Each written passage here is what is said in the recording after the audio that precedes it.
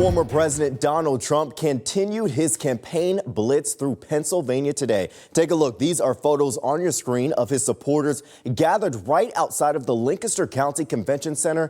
That's where he wrapped up a town hall just hours ago. We appreciate you being here with us on this busy Sunday night. I'm TJ Anthony. The former president touched on a few topics tonight. That includes the economy and also the southern border. Of course, he did not hold back from talking about his opponent as well. CBS 21's Fatima Moen reports from the town hall. Donald Trump hosted his town hall today at the Lancaster County Convention Center before hundreds, mostly sticking to his plans on policy. It's her 60th birthday, so I want to wish her a happy 60th birthday. Right?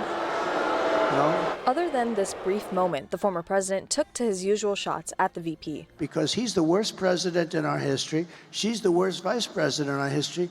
And to think that, she's running for president. Seated across from the night's moderator, Sage Steele, the former ESPN personality took pre-planned questions from both the stage and the seats. Can you tell us your plan to lower taxes for working Americans like myself? We're not going to let foreign countries come in and steal our businesses, our jobs, and everything else, which has been happening for years.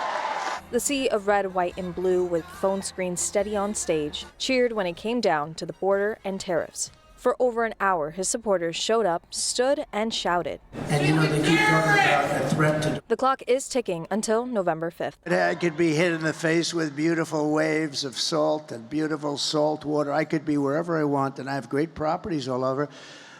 Or I could be here with you people, and you know what? I would rather be here with you than any other thing that I can do.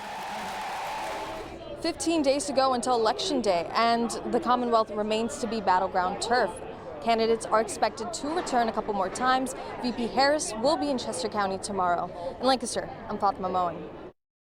Thank you, Fatima, for that report. Now, before the former president made his way to Lancaster County, he actually stopped at a McDonald's in Bucks County. You may have even seen this. A lot of you were talking about it online.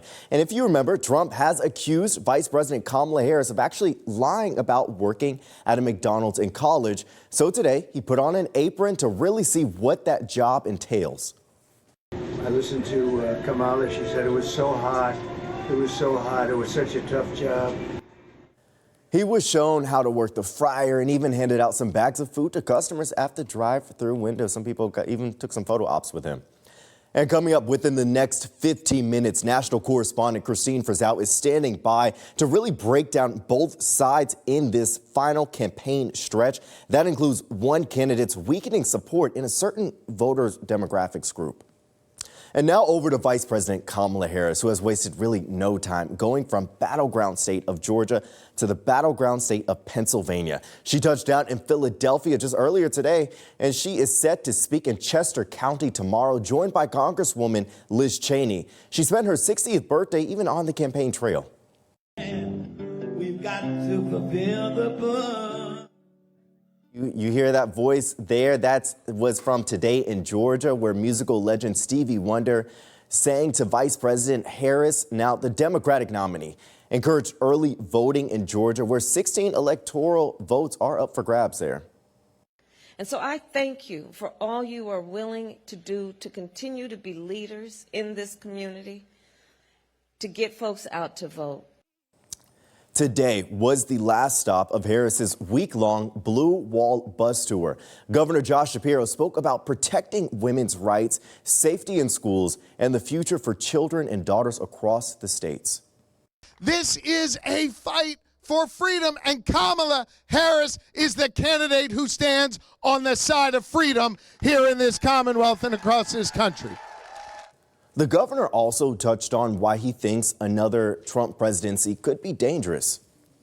And on the other side, you got a guy who keeps trying to make others in our society, who attacks people with disabilities, who attacks people